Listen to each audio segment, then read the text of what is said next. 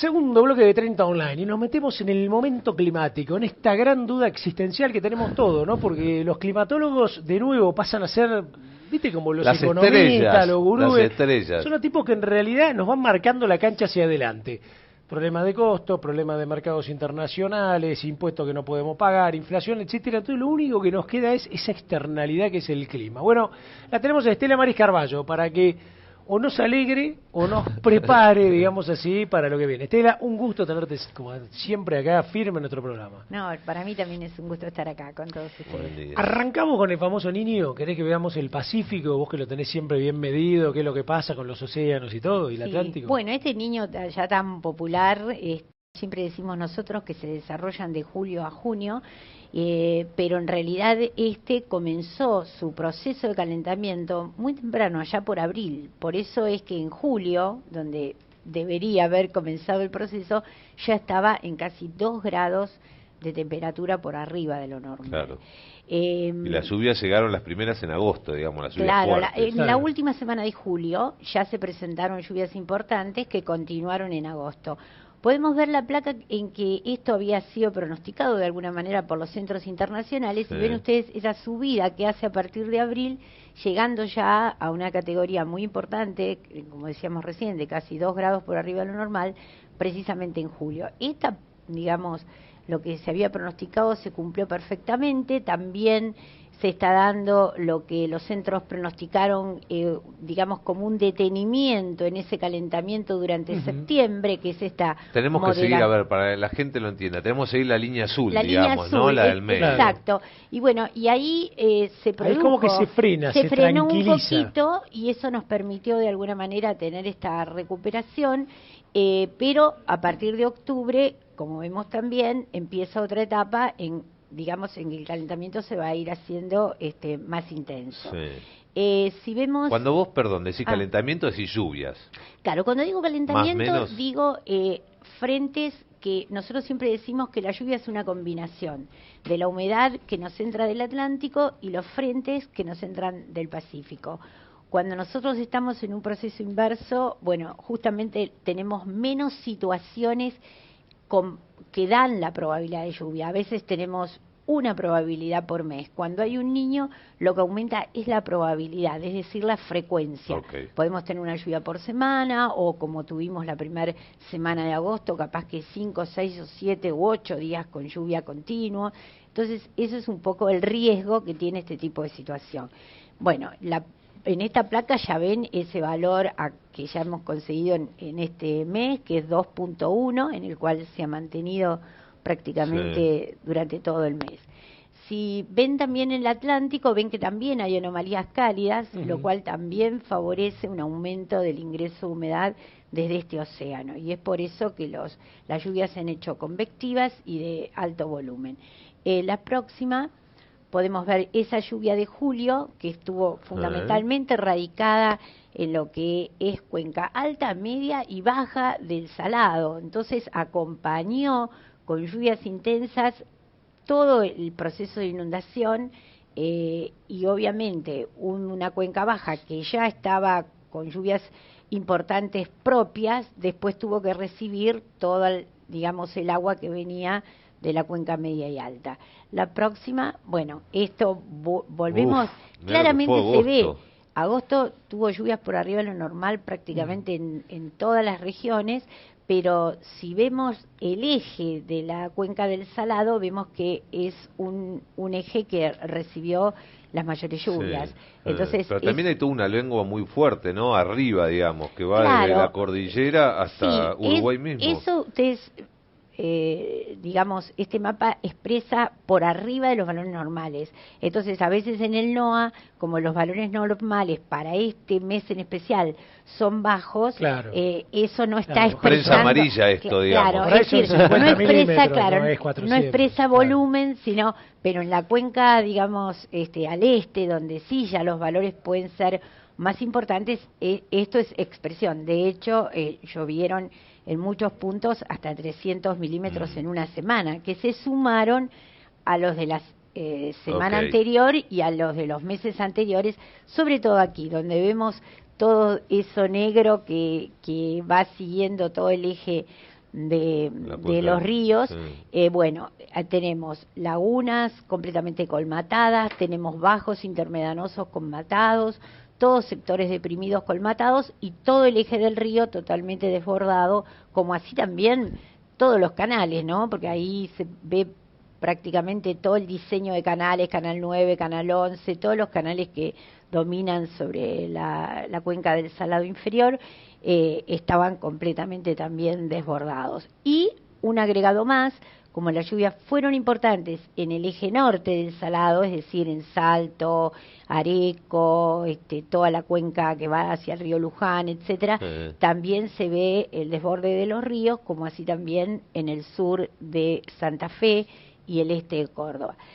Muchas regiones, sobre todo aquellas que estuvieron recibiendo lluvias desde mayo, tienen hoy un riesgo cierto para los próximos meses por la situación en que está la saturación de los suelos y el nivel de las napas, porque siempre decimos que hay condiciones predisponentes. No es lo mismo tener una napa a 4 metros, donde entonces tendríamos una posibilidad de absorción de las lluvias que vienen, sino tenerla a 20 centímetros, como está en muchos lugares en este momento. Entonces, esas zonas son quizá las que presentan más problemas. ¿A 20 centímetros significa que cuánto tiene que llover para que el agua esté en la superficie nuevamente? Con 50, menos de 100 milímetros claro, ya tenemos una saturación total, y tenemos encharcamiento en superficie e imposibilidad para realizar las labores agrícolas. Ya con 20 centímetros tenemos, porque se hunden las máquinas, es decir, no nos da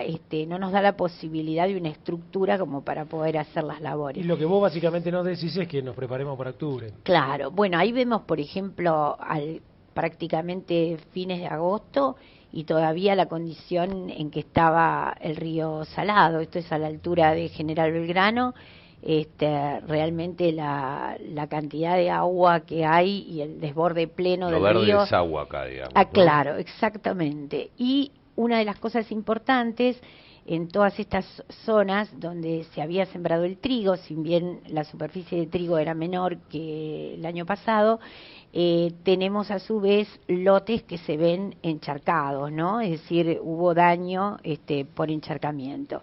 Bueno, lo que viene, ¿no? Claro. Que esto es importante. Septiembre va a también, seguir, ¿no? porque estamos a mediados de septiembre, ¿no? Septiembre podemos esperar que esa baja, que eso que mostró. No, ya esta semana es digamos, la última semana que el sol a pleno nos ha acompañado. Si bien hemos tenido también una ingresión de frío importante, ha habido nevadas muy importantes en Patagonia en relación a ese frío y a la humedad que entra de ambos océanos, pero digamos, todo lo que es la zona centro, la zona que había estado más afectada, estuvo, digamos, las lluvias fueron menores y, digamos, lluvias que se podían manejar, 10, 15 milímetros, pero ahora ya a partir del 20 ya se empiezan a generar condiciones para un mayor ingreso de humedad y para plantear una nueva lluvia que va a ser también muy abarcativa. Así que septiembre va a terminar con lluvia. Y como vemos en esa placa, digamos, no ha cambiado para nada el pronóstico sigue a partir de octubre. Ahí se ve muy bien ese freno que tuvo el calentamiento en septiembre y se ve cómo también a partir de octubre continúa ese calentamiento, incluso superando un poco lo previsto meses anteriores. Antes, claro. Exactamente. Es decir, que vamos a estar en la condición de un niño fuerte. Si vemos los mapas que nosotros dentro del Instituto de Clima y Agua producimos, vemos que se está esperando para octubre lluvias por arriba de lo normal. La próxima, estas lluvias continuarían en noviembre, la próxima también en diciembre y la próxima también en enero. Muy superior, ¿no? Está catalogado como muy superior. Claro, es decir, podemos, dentro de los volúmenes que son normales para cada una de las zonas, va a haber muchas, región mesopotámica, chaqueña, zona central bonaerense y también la cuenca del Salado, que continúan dentro del esquema de lluvias muy importantes. Cuando decimos, mucha lluvia, estamos diciendo que puede haber fenómenos distorsivos como tuvimos en agosto, esos fenómenos así a lo bruto, que te aparezcan 300 milímetros en 24 horas, pueden ser fenómenos recurrentes que no dejen espacios como para que el agua de alguna manera se aquiete. Claro. ¿Lo estás viendo, digamos, Sí, así medio tipo semicatástrofe? No, o... Los dos tipos de fenómenos que comentaste son los que caracterizan este tipo de fenómeno de calentamiento. Es a veces un frente que se estabiliza y entonces todos los días nos permite, como yo digo, la regeneración de la lluvia. Entonces tenemos una lluvia que un día puede ser de 20, al día siguiente de 30, al día siguiente quizá más, disminuye, parece que va a salir el sol, vuelve a llover. Ese puede ser uno de los episodios como tuvimos en esa primera semana de agosto. Pero también puede ser un fenómeno de mucha carga en la atmósfera y terminar con a lo mejor un día de lluvia, pero de mucha alto volumen, y claro. Después te deja tranquilo y después te deja tranquilo a lo mejor una semana, pero en esa semana concentra volúmenes altos. Octubre, noviembre, diciembre, enero, si bien es difícil leerlo, ¿cuál va a ser el más complicado? Porque siempre se habló de un octubre muy complicado. Todos los productores están esperando eso, eventos que de repente aparezcan muy fuerte. Y algunos agrónomos que ya están pensando también, bueno, iremos a siembras más tardías, claro, en soja, iremos a siembras de segunda fecha en maíz. Yo pensé y digo, bueno, ok, ahora a lo mejor se abre una ventana de siembra interesante para, de repente, para que quiera hacer de repente un maíz un poquito más temprano y que agarre toda esa lluvia, ¿no? Si se banca, pero... Claro, el problema de septiembre era riesgoso por el tema de que la temperatura del suelo, como teníamos una amplitud térmica bastante interesante, que a la mañana hacía mucho frío, después sí a la tarde se ponía un poco más templado, pero no nos dio esa seguridad de temperaturas por arriba de los 15 grados para poder, digamos, arriesgarse, claro, a una siembra de maíz. Y en muchos lugares también estábamos muy complicados con el piso, y también hay que evaluar lo que se habló antes, ¿no? Es decir, si las condiciones de precio y de rentabilidad dan como para que el productor haga una elección por cultivares de maíz. A ver, es difícil. Yo veo los mapas y veo mucho azul, mucho superior, digamos. Si te escucho a vos y te escucho tranquila, digamos. El mapa asusta más a lo mejor, claro, de lo que puede ser una realidad que a lo mejor es difícil, pero no catastrófica, porque agosto fue catastrófico.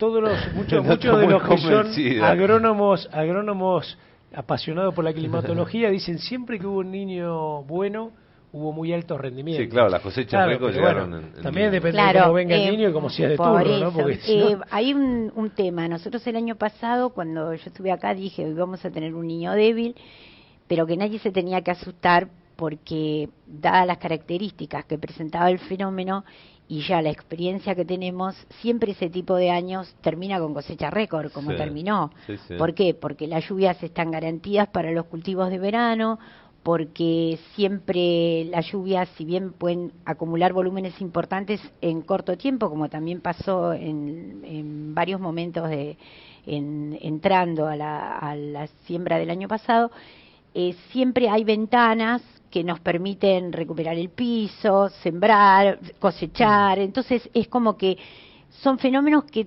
tienen todo para favorecer. Ahora, este es un fenómeno fuerte, así está previsto por los grandes centros internacionales, no ha cambiado esa tendencia, y entonces uno se tiene que apoyar en otros fenómenos de características similares. Y encontramos, por ejemplo, el 97-98, que fue un fenómeno de características similares, y vemos que tuvo, a lo largo de todo su desarrollo, esas tormentas convectivas de que hablábamos y esa oportunidad de lluvias por arriba de lo normal. El tema está que no siempre recurren sobre el mismo lugar, es decir, En ese momento yo recuerdo que tuvimos lluvias muy importantes en el sur de Córdoba, después migraron a lo que era la zona mesopotámica, también después se comprometió la zona chaqueña, otra vez volvieron a la zona centro, es decir, a lo largo de todo el proceso, que como decimos va a terminar recién en junio del año que viene, los episodios de lluvias más fuertes fueron dándose en diferentes lugares.